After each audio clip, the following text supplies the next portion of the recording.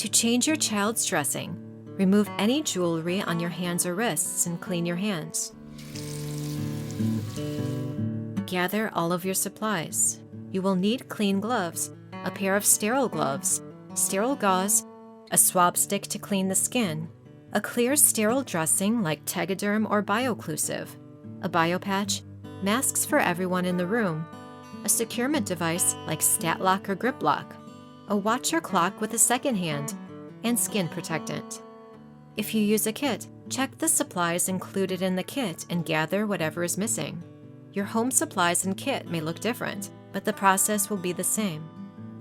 Follow the instructions that come with your home care supplies and ask your home health company if there are any special instructions for your child's supplies. At home, find a room where other children and pets will not interrupt you. Make sure all fans are off and the windows are closed. Place all supplies on a clean surface or towel. Make sure the clean surface is dry before placing supplies on it. Remove your child's shirt.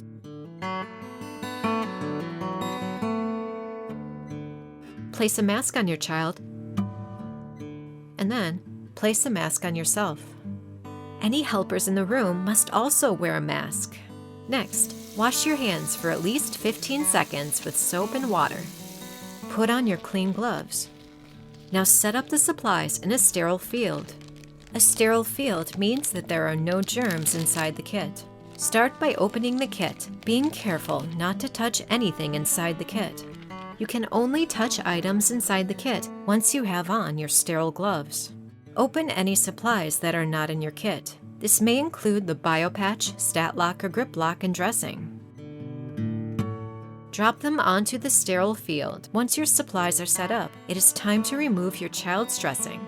With clean gloves on, carefully peel the dressing and biopatch off. Never use scissors to remove your child's dressing. You could accidentally cut your child's central line, which could cause your child to bleed or get an infection. If your child uses a securement device like a StatLock or GripLock, remove it now. Check the insertion site for any redness, drainage, leakage, swelling, or pain. If you see any of these things, make sure to call your child's doctor immediately. After completing the dressing change, remove your gloves and clean your hands with alcohol-based hand gel or foam. Do not leave your child at this point to wash your hands at a sink. Now it is time to put on your sterile gloves. Be careful not to touch the outside of the sterile gloves with your bare hands.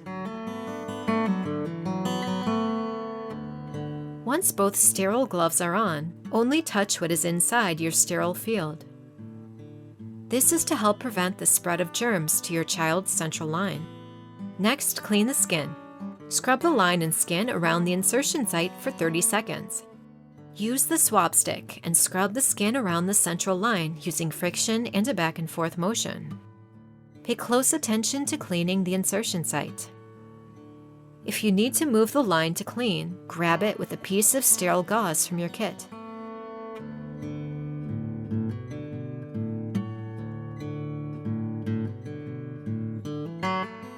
Allow the skin to completely dry. Make sure the skin is completely dry before moving to the next step.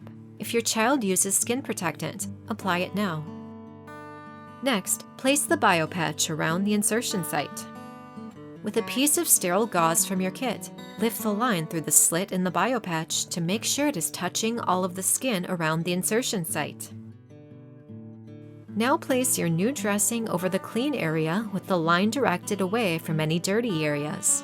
You may need to apply additional tape at the bottom or sides to ensure your child's dressing stays occlusive. Non-occlusive means the dressing is peeled up on 2 or more corners or sides. Make sure to write the date on the new dressing.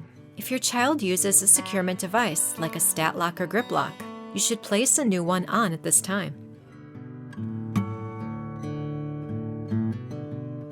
Finally, throw away your old supplies, remove your gloves and mask,